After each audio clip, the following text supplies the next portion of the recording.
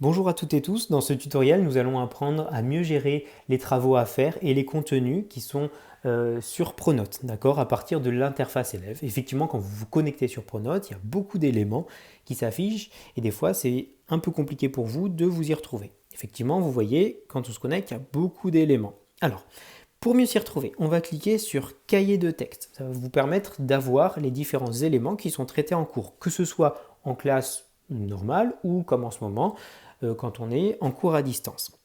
Vous pouvez choisir vue chronologique ou vue hebdomadaire. Si on clique sur vue chronologique, vous avez tous les différents cours, d'accord, qui vont s'afficher, si bien sûr en haut à droite, contenu et ressources sont sélectionnés. Je préfère pour ma part vue hebdomadaire, ça permet de mieux voir l'ensemble des cours à l'échelle d'une semaine et de mieux s'organiser à l'échelle de la semaine.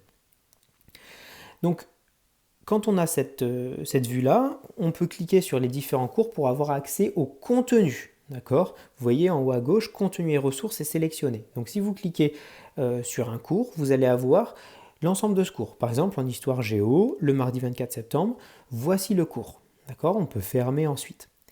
Si ensuite vous cliquez sur travail à faire, là il ne s'agit plus des cours, mais des travaux à faire pour les différents jours de la semaine. Donc là on a cliquer sur travail à faire, il suffit ensuite de cliquer sur les différentes séances. Là par exemple, toujours en histoire géo, on a remplir la carte des villes principales de France. D'accord? On peut, si on veut, cliquer sur voir le cours pour accéder au cours du mardi 24 septembre. Donc vous avez deux choses à faire. D'une part, consulter d'abord le contenu et ressources, c'est-à-dire les cours vraiment, et ensuite voir les travaux à faire. Souvent les travaux à faire, pour un jour, là le 24 septembre, ont été donnés à un cours précédent. D'accord? Là par exemple, SVT, il y a un cours qui était, une activité qui avait été donnée le 23. Vous pouvez cliquer une fois que vous avez fait l'activité sur fait, et ensuite en haut à droite, vous décochez fait.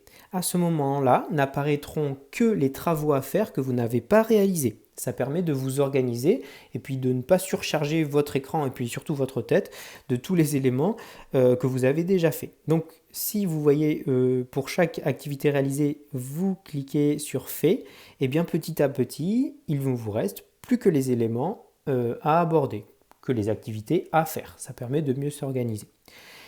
De la même façon, vous pouvez ensuite retourner sur contenu et ressources si vous voulez avoir accès aux différents cours de la semaine. Je rappelle, il est très important de regarder d'abord les contenus et ressources et ensuite les activités à réaliser.